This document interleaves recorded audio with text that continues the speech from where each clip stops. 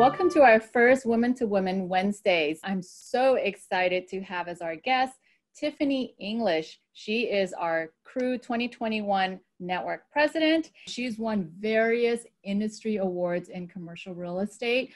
Like, for example, the most recent is by GlobeSt as 2020 Best Bosses. How cool is that? Thank you, Pam. So excited to do this with you. It's exciting.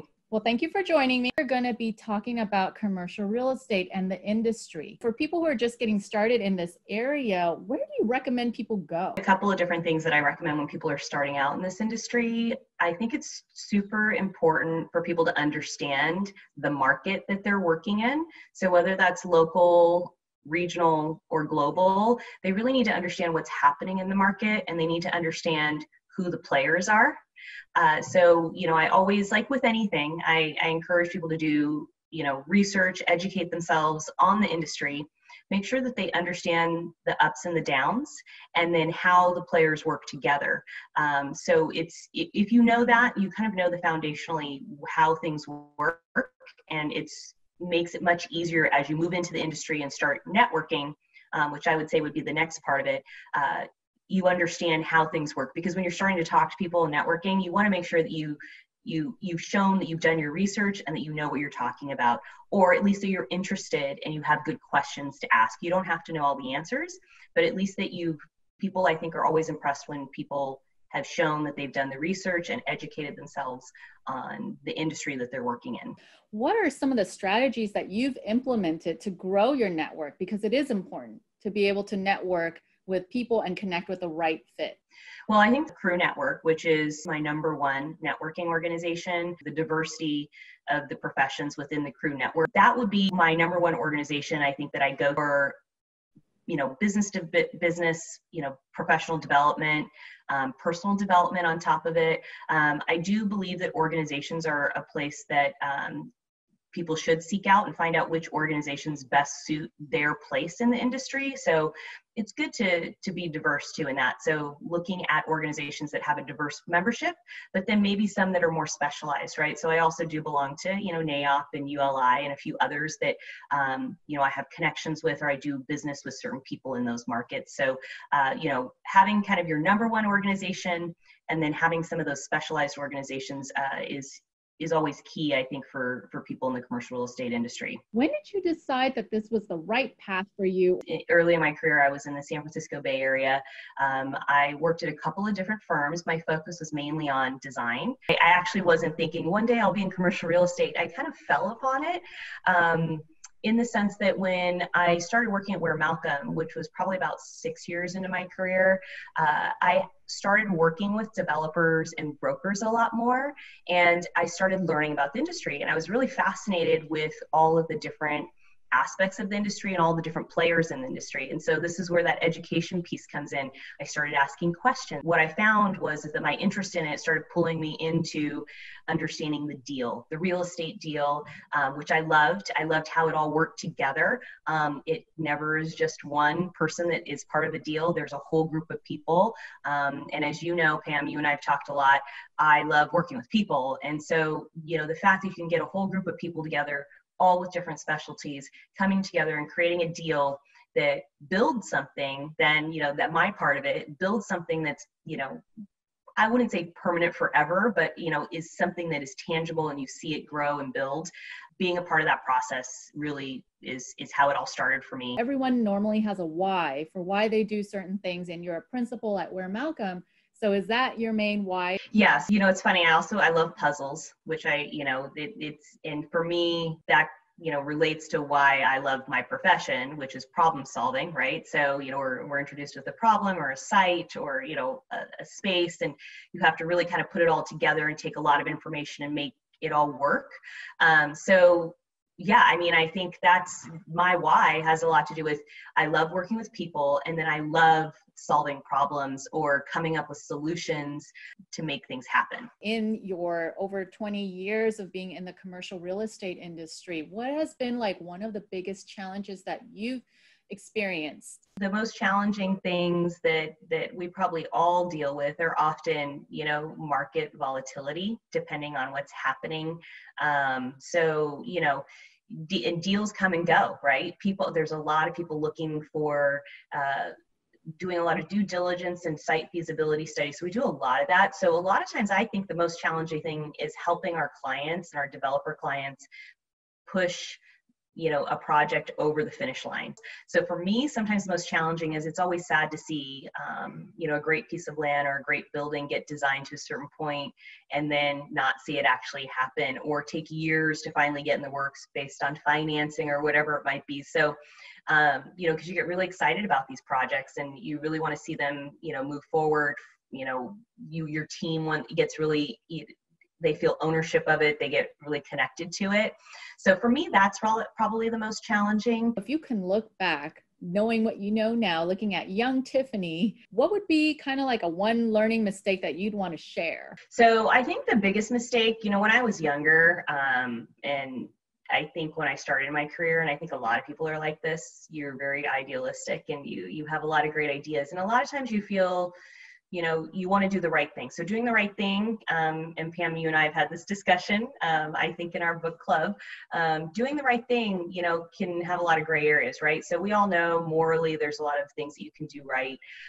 But doing the right thing sometimes doesn't mean doing the right thing only what you think is the right thing. So I think earlier in my career, sometimes I may have pushed too hard to do or implement things that I thought were right, without always listening or hearing the perspective of the rest of the team. And if I could give anyone advice on what to do earlier on, is to be a better listener early on. Even if you think you know exactly how it should be done, or if you think it's the right thing to do, doesn't mean that you should stop yourself from listening to what everyone else might have to share. Because you'll find, I actually saw a great TED Talk, and I thought it was, I won't say it's exactly right, but it was called The Power of the Third, right? So you have your opinion, Pam, you have your opinion, but maybe if we listen to each other, we come to that third place where we come to something new and innovative, because we've taken both of our great ideas and both things that we think are right, and we're able to merge those together to create something really amazing. So that's what I often will say for advice, is to be a true listener. So you can have strong opinions, you can be decisive, you can be confident in your ideas, but also be confident in being a good listener and being open-minded, open-hearted. Who inspires you to be a better person and why? My family, my husband, my kids, they inspire me all the time to be a better person. My husband has always been my biggest cheerleader, and he always inspires me. What are your top 3 business goals for 2020? My top 3 goals are to really keep my team together as much as possible, keep them motivated and inspired to want to continue to work hard, and, not let what's happening in the world, affect them to the point where they feel down or not inspired anymore. So that's one of my number one goal. Second goal is to make sure that I'm staying connected with all those around me, as hard as it is right now. And luckily we have the virtual connection ability to do that. But making sure I stay, connected to everyone that not only I do business with, but people that inspire me and, help me grow. So, that also for me is the way to, continue to generate business in this world, and hopefully continue to help others do business. So I really want to see our economy to keep, I want to see it keep moving.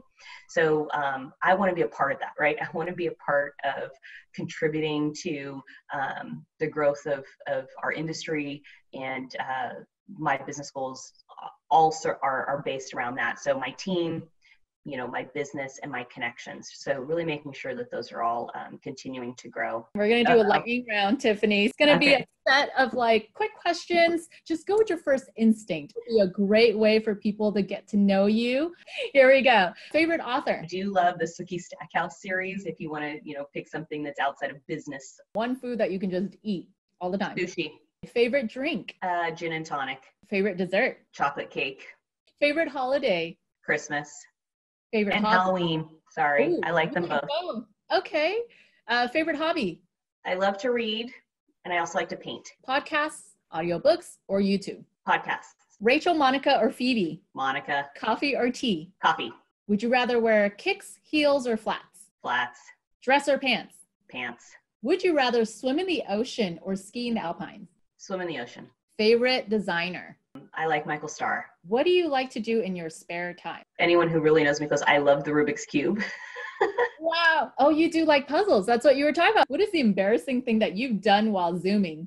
Well, I haven't personally done it, although like you heard my dog snoring earlier before we started this.